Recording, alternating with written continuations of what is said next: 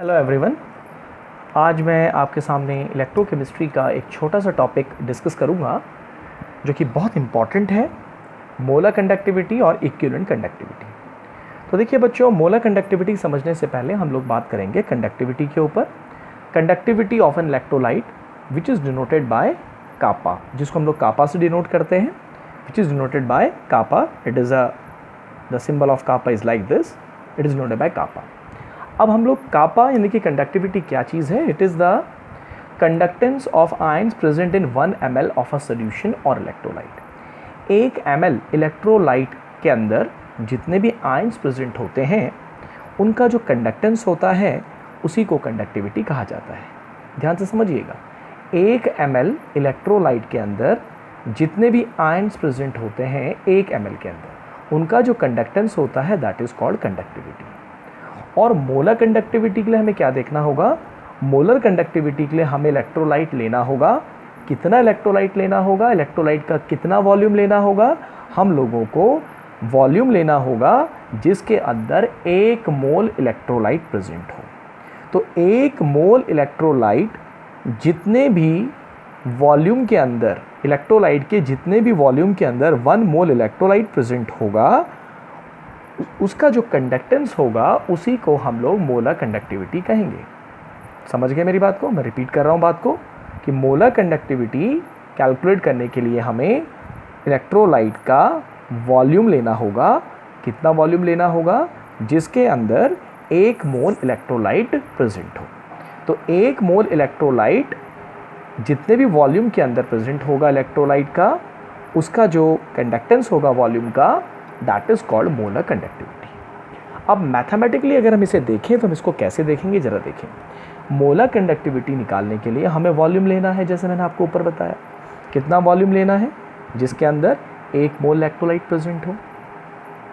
ठीक है, तो ये हो गया टोटल वॉल्यूम, और multiplied by 1 ml। 1 ml electrolyte के अंदर कितना कंडक्टेंस है? 1 के अंदर जितना कंडक्टेंस है दैट इज कॉल्ड कंडक्टिविटी। तो 1 के अंदर कितना है that is conductivity, multiplied by total कितना है दैट इज वॉल्यूम V। तो अगर हम लोग मोलर कंडक्टिविटी कैलकुलेट करनी है तो कंडक्टिविटी को हमें वॉल्यूम से मल्टीप्लाई करना होगा।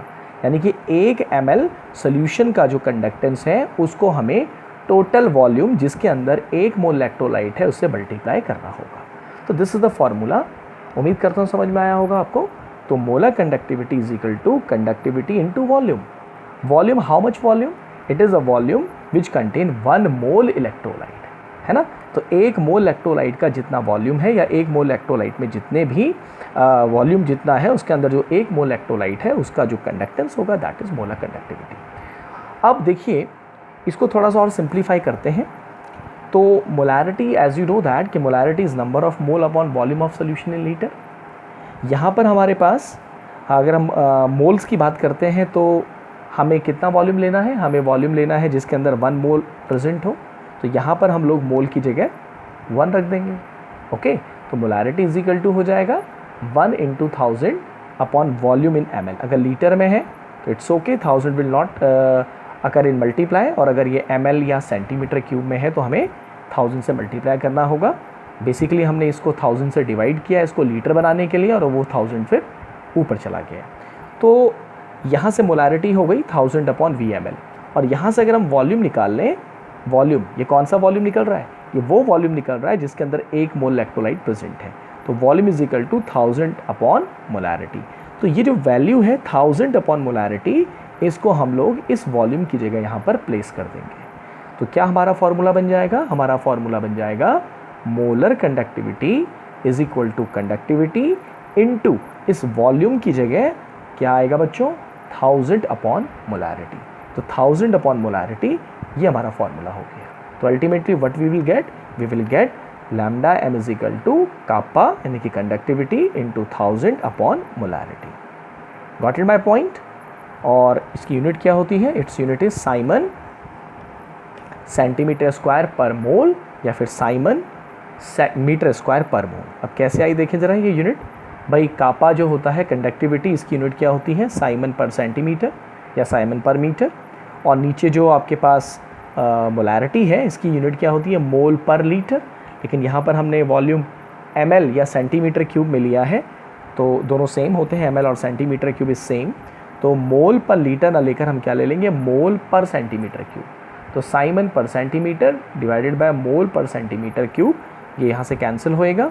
और साइमन सेंटीमीटर स्क्वायर पर मोल, अगर आप इसको सिंप्लीफाई करेंगे तो ultimately you will get siemens centimetre square per mole. This is the unit of molar conductivity. Now इसी तरीके से बच्चों आपके पास आता है इक्विवेलेंट कंडक्टिविटी। अब इक्विवेलेंट कंडक्टिविटी के लिए हमें इलेक्ट्रोलाइट का कितना वॉल्यूम लेना होगा। देखिए मोलर कंडक्टिविटी के लिए तो हमें कितना वॉल्यूम लेना पड़ा था, इतना वॉल्यूम लेना पड़ा था जिसके अंदर 1 मोल इलेक्ट्रोलाइट प्रेजेंट था।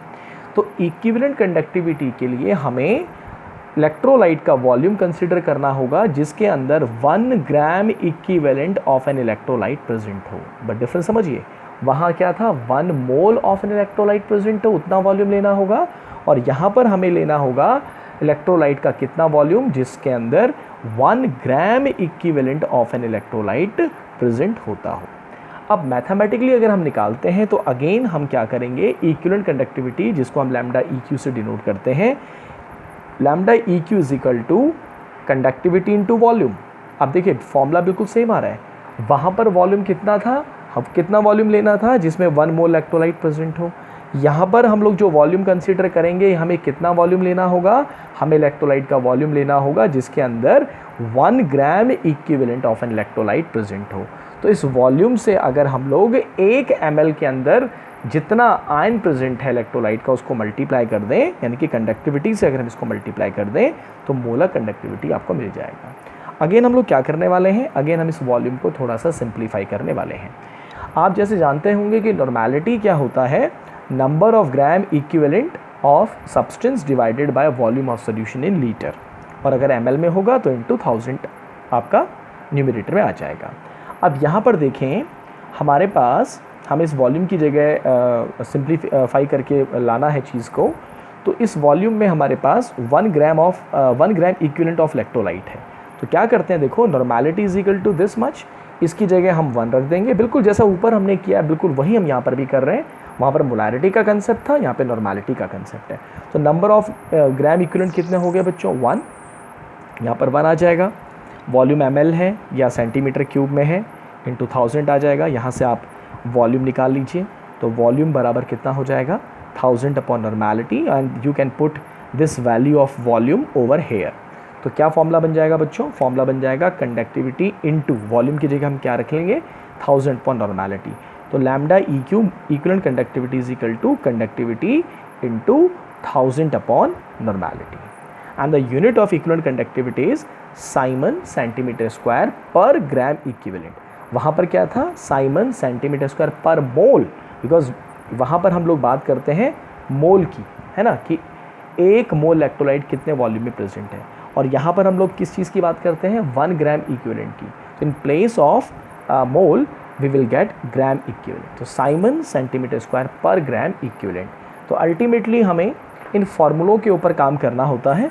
Lambda m is equal to kappa into 1000 upon molarity, and lambda EQ is equal to kappa into 1000 upon normality. लेकिन यहाँ पर मैंने आपको ये बताने की कोशिश की है कि ये फार्मूला जनरेट कहाँ से हुआ है, ठीक है, कि बेसिकली फार्मूला यह है, lambda m is equal to conductivity into volume है, और फिर हमें थोड़ा सा वॉल्यूम को सिंप्लीफाई करना है।